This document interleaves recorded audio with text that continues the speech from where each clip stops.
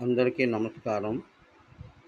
తాగి చెడకు, నవ్వి బాగుపడు అనేటువంటి ఈ చలోక్తితో ఎందుకంటే నేటి కాలమానంలో ఆరోగ్యం బాగా చెడిపోయింది అందరికీ కూడా. అనేక కారణాలుంటాయి. అవి వెతుక్కునే కంటే నవ్వితే బాగుపడదు అని కొంతమంది పెద్దలు చెప్తున్నారు. అది చూద్దామా అంటే ఇది అనేక మంది మానసిక శాస్త్రవేత్తల యొక్క మాట. మాట వ్యర్థం అవుతుందేమో గానీ సఫలీకృతం అవుతుందో ఎవరు చెప్పలేము. అయినా మానసిక బాధలు ఉన్నవారు బిగ్గరగా నవ్వాలి అంటే కష్టమే. నవీన వైద్య శాస్త్రం నవ్వలేని వారి శరీరంలో ఏదో ఒక రోగం దాక్కుంటుంది అంటారు.